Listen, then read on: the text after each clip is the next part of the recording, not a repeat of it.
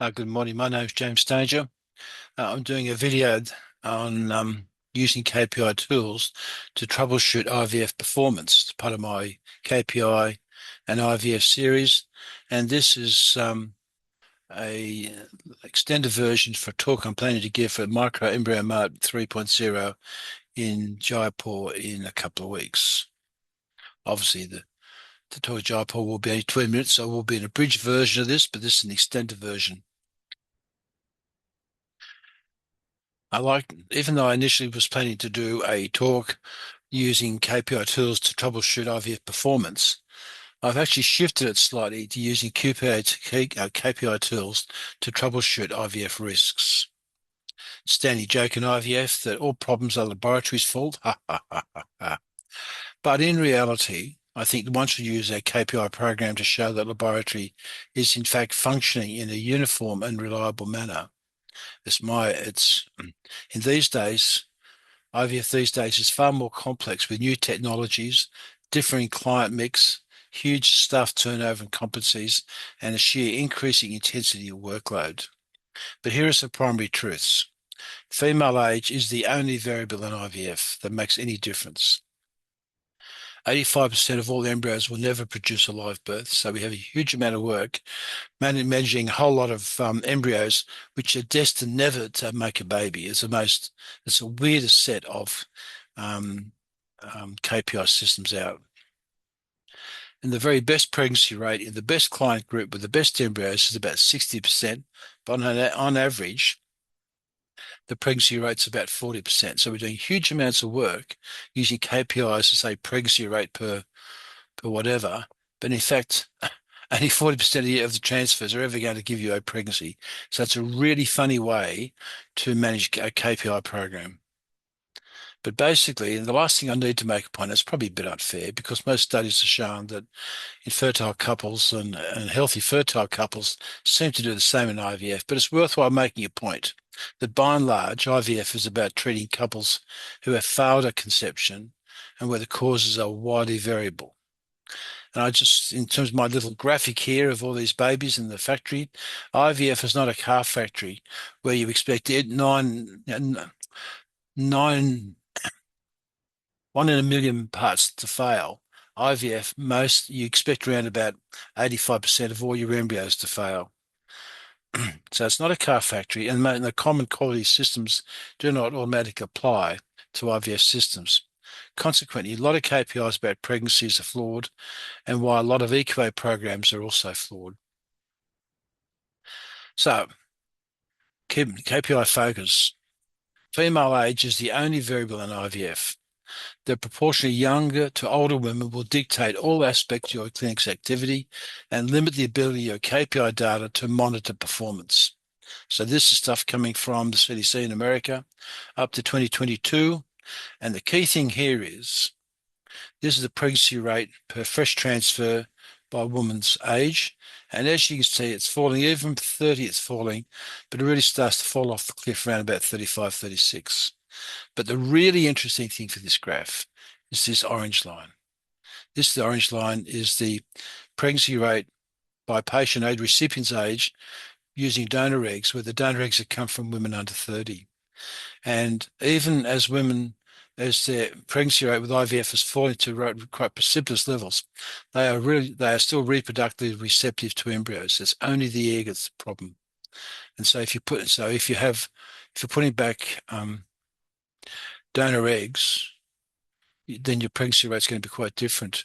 And you need to have a KPI system that can accommodate this. You need to understand the proportion of donor egg transfers in your system will change the pregnancy rate. The other thing that's happened is that there's been a huge shift in how people do IVF. It's mainly to do with PGT-A and blastocyst culture. But back in 2000 or 13 years ago, nearly all the pregnancies came from fresh transfers and only about half as many came from frozens.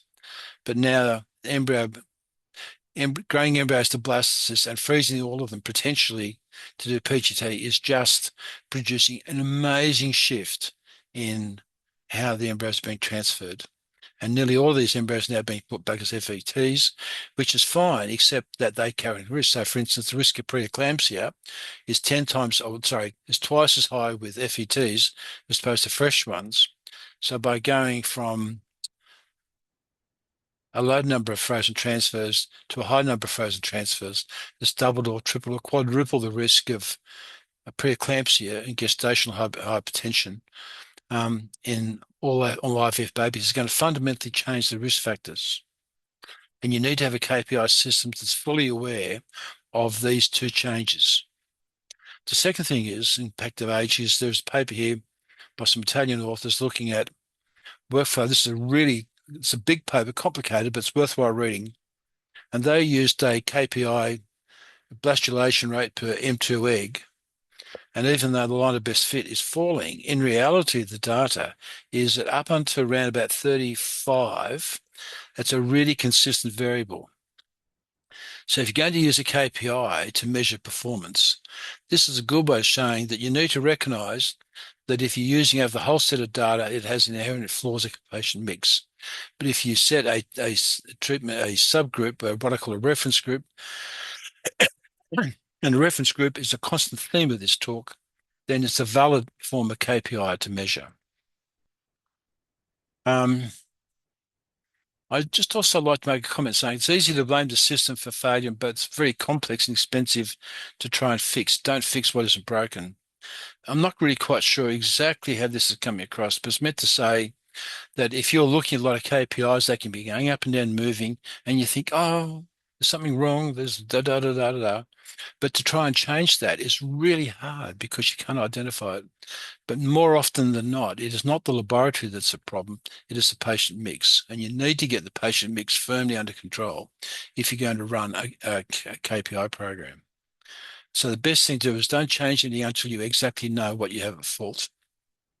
However, the failure to deliver constant or consistent pregnancy rate is an ever-present risk in IVF, and the management of KPI data is one way to anticipate failure and to separate endemic problems from individual client problems and random events.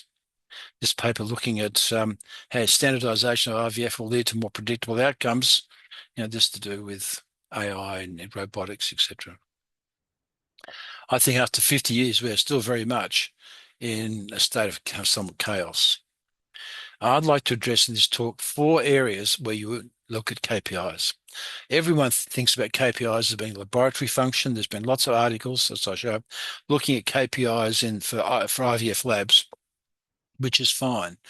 But my experience is that most labs run fairly consistently if the equipment is set up properly. So if you have time-lapse systems or you have embedded incubators where you can work it, the quality is actually very uniform. I'd like to look at 4 parts. I'd like to look at laboratory very briefly, clinical data, which I think is a more important one for me, quality data, which is a really important one, and the risk data, which is the really, really, really important one. So a couple of little quips. It's easy to compile a list of KPIs, elements, which will overwhelm you if it's excessive. You need to try and keep a few basic KPIs on activity and review regularly the value and utility of each KPI. But having said that, you don't want to have so many KPIs. I've seen some laboratories where there's hundreds of KPIs, and quite frankly, you just get daunted by it. There will undoubtedly be some time in the future when AI systems will run your KPI program, and you can have lots and lots of KPIs and let the AI try and work out what's happening. But the worst thing that can happen in any laboratory system is this: couples sue because, I should say, from the laboratory point of view, there's only one real thing where you have some form of toxicity into the lab. It could be that here in this case they used the oil, became toxic. Another one, Cooper Surgical failed to put in magnesium in a media. I mean, the biggest belief that a media company could not have the quality control system to check. Biggest belief. But so there are some KPIs that you should track continuously, case by case by case. Fertilization rate is the first one, and the number of A-grade day 3 or day 5 embryos is second, because nearly everyone, roughly about 80% of all people will have at least one A-grade embryo, not very many. right? And you should have a system that tracks it day by day, case by case. And every morning you come in and you look at the data, or if not, when you go home, you look at the data to make sure there is no drift. But most KPIs are not done on a daily basis. But you do that. These are the canary in the coal mine monitors the rows in the vineyard of a catastrophic system. So here's a list of KPIs, and hold on, it's just designed to stop you. They're all. Let me just talk about it briefly. I won't go through them all because you can read them. I will. I think patient demographics, you should have the number of new cases being registered each month so you can anticipate problems, the number of egg collections, the subgroup which have fertility preservations, and the number of people under 35.